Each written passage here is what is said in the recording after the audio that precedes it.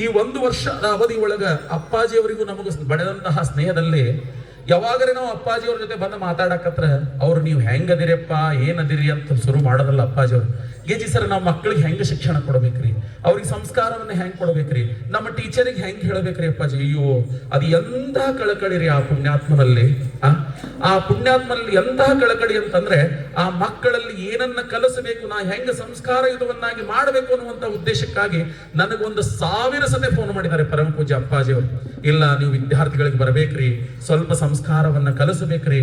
ಅವರ ಒತ್ತಾಯದ ಮೇರೆಗೆ ನಾವು ಎಂತಹದ್ದೇ ಕೆಲಸಿದ್ರೆ ಎಂತಹ ಗುರುನಾಥ ನಮ್ಮನ್ನ ಕರೆದು ಒಂದು ಮಕ್ಕಳಿಗೆ ಸಂಸ್ಕಾರವನ್ನ ಹೇಳು ಅಂತ ಹೇಳಿ ಕಲಿಸ್ತಾರಪ್ಪ ಅಂದ್ಮೇಲೆ ಈ ಅವಕಾಶವನ್ನು ನಾವು ಕಳ್ಕೋಬಾರ್ದು ಅನ್ನುವಂತ ಉದ್ದೇಶಕ್ಕಾಗಿ ಪ್ರತಿ 15 ದಿವಸಕ್ಕೊಮ್ಮೆ ಈಗ ನಾವೇನಪ್ಪಾ ಅಂತಂದ್ರೆ ಈ ನಮ್ಮ ನನ್ನ ಮಕ್ಕಳೊಂದಿಗೆ ಏನಪ್ಪಾ ಅಂತಂದ್ರೆ ಕಾಲವನ್ನ ಕಳೀತಾ ಇದ್ದೇವೆ.